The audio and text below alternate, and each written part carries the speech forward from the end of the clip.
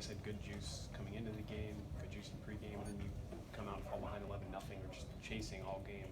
Did it feel like any sort of deja vu in that sometimes this team 2 steps forward, a step back? What didn't you have at the beginning that just wasn't? We didn't have a cover over the basket. I say that they just shot the ball. The one hit the rim, touched the top of the ceiling, and bounced in. It was like, I think those are the 11th pointer, or maybe the 8th, I don't know. And it was just like, whoa. And we saw that a little bit here a month ago with Michigan State. They came in, hit their first 6 shots, but they just kept going and going and going and going. I didn't think we were as aggressive defensively as we needed to be. We were closing short. They were shooting deep shots, and we talked about halftime. We got to adjust our defense. We got to close farther out and get a hand up. And I thought we did a much better job in the second half. And then late, probably the play of the game, we're up 62-61. We get the rebound. It gets deflected out. They pick it up, spray it, and hit a 3 in the corner. But it just the start was we had a couple of decent looks, but they were just they were making shots at an alarming rate. What was halftime like then? Were you give up that many points in a half, even if they're making shots? Were you angry? Were you what was? Well, I challenged our guys to make Indiana feel us a little bit more on the defensive end. I didn't think we were too awful on the offensive end, but ironically, I told them to say, we're going to cut this thing to 3 early in the second half, and the first time out we got it down to 3. But it was just more of a challenge of the defensive end and doing what we needed to do.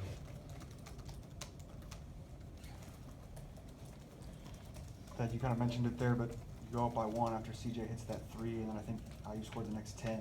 Just outside of that 3 that they hit, what was the difference there in that stretch? That kind of, as soon as you got back, they kind of happened so quick. It seemed like. They threw the boxing 1 up and Jaquan, and we looked like we'd never seen it before, and we froze momentarily. And it's like, wait a minute. And then once our guys understood what we were trying to do, we started scoring again. But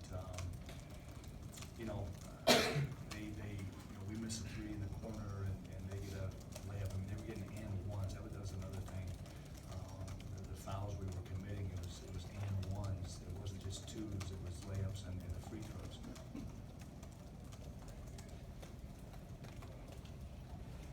You mentioned the boxing 1, maybe stymieing Jaquan a little bit. He had 15 in the first half, and then just didn't seem to get on track in the second half. Was it the boxing 1? Was it something they were doing, or? No, I think I don't want to say he ran out of gas, but he looked tired out there. Was short on his free throws, and he just didn't have the same juice going on. Excuse me. Robert Johnson has really struggled for Indiana from the field. I think he was 7 of 42 from the 3 in the last 8 games.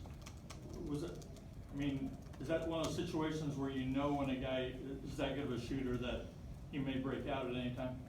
Yeah, I've said this. We're a get well card for guys. You're struggling, play Ohio State, you get out of your slump just like that. It's been that way all year long. I can name guy after guy after guy, but no, he was tremendous. I mean, the 3 on mark at the end of the shot clock there in the first half. I mean, that was about as good a defense as we could play, and he hits a shot from 24 feet with a hand in his face. I mean, he was on one today. He did a great job.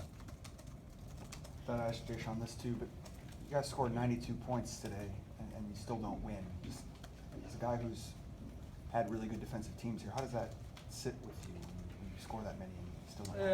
I haven't even really thought about it, but the 54 at halftime was, I don't think we've ever given that many points that I can think of.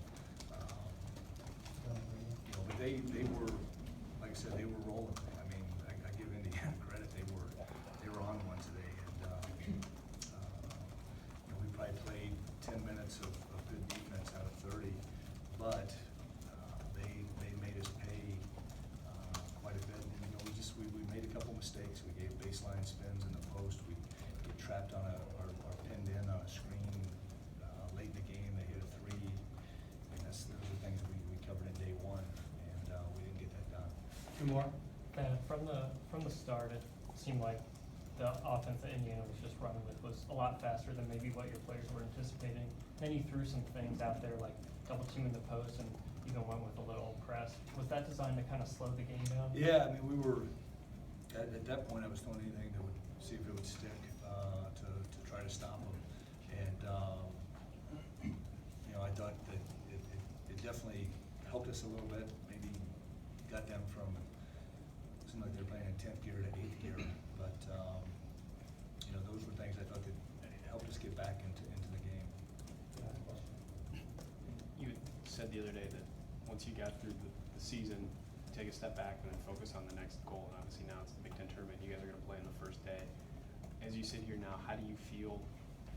Regular season is over. What do you take stock of right now? Now heading into the tournament. Who do we play, do you know?